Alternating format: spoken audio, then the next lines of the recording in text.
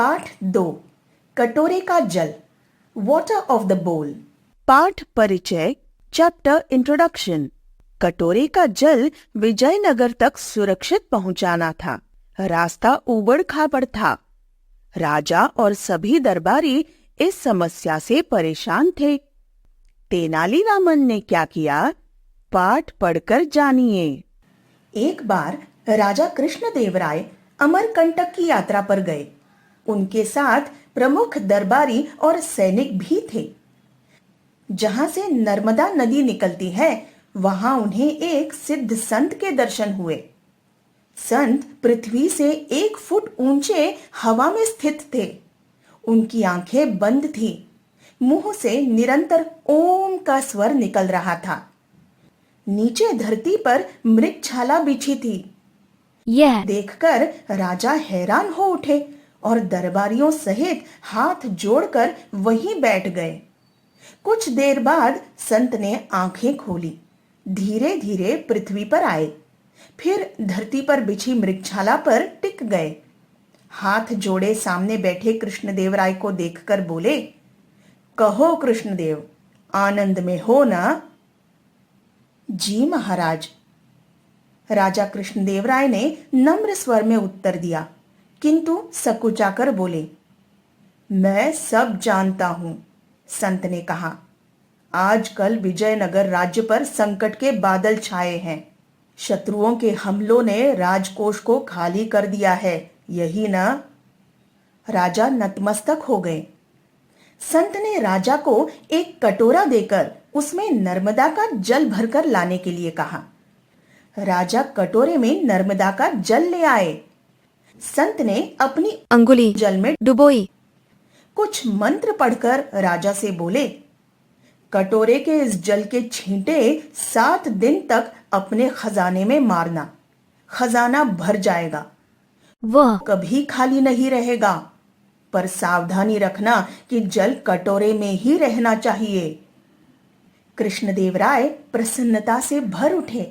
जल के कटोरे को सावधानी से लेकर अपनी छावनी में लौटे और दरबारियों तथा सैनिकों को विजयनगर चलने का हुक्म दिया।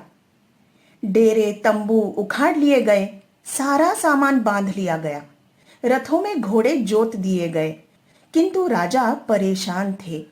जब दरबारियों ने पूछा तो वे बोले, जल का ये कटोरा इतनी लंबी और ऊबड़ खाबड़ यात्रा के बाद विजयनगर तक कैसे पहुंचेगा? छलक छलक कर सारा जल रास्ते में ही समाप्त हो जाएगा। समस्या बड़ी थी। जल से भरे कटोरे को विजयनगर तक पहुंचाना सभी को असंभव लग रहा था।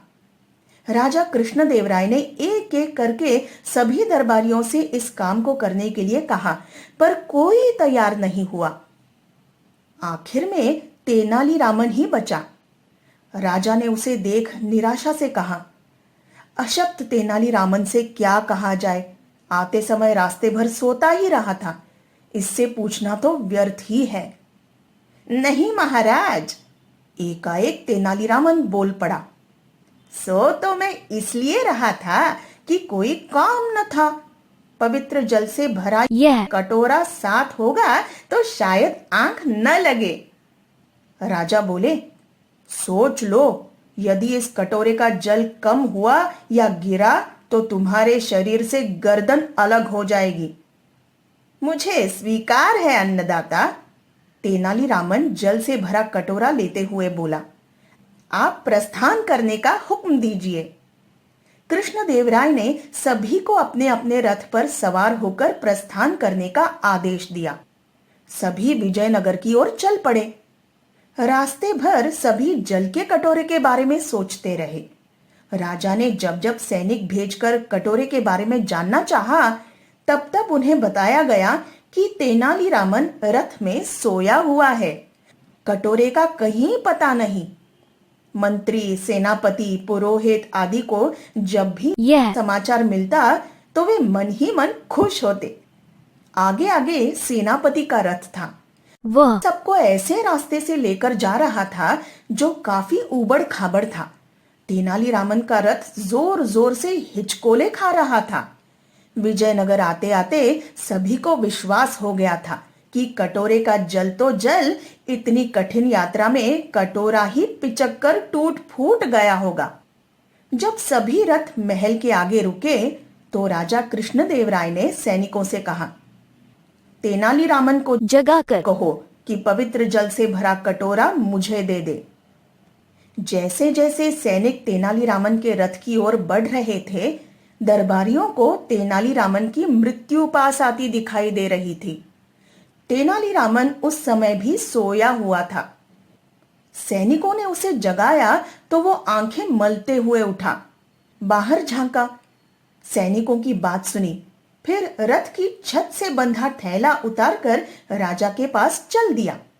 तेनालीरामन को कटोरे की जगह झोला लटकाए आता देख राजा बोले, मैंने तुम्हें झोला नहीं, पवित्र जल से भरा कटोरा लाने के लिए कहा था। वही लाया हूं अन्नदाता। कहते कहते तेनालीरामन ने झोले में हाथ डाला और जल से भरा कटोरा राजा को दे दिया। कटोरे को देखकर सभी हैरान थे। राजा कृष्णदेवराय कभी तेनालीरामन की थैले की ओर देखते, कभी जल से लबालब भरे कटोरे की ओर। जब उनसे रहा न गया तो बोले, यदि तुम हमें बता दो कि इस झोले में रखकर तुम जल से भरे इस कटोरे को सुरक्षित कैसे लाए, तो जो मांगोगे वही मिलेगा। तेनालीरामन मुस्कुराया, थैले में हाथ डाला, फिर एक फटा गुब्बारा निकालकर राजा के सामने रख दिया। बोला, मैंने जल से भरा ये कटोरा इस गुब्बारे में रख दिया था। गुब्बारे की रबर कटोरे के चारों ओर कसी होने से जल भरा कटोरा यहां तक सुरक्षित आ पहुंचा।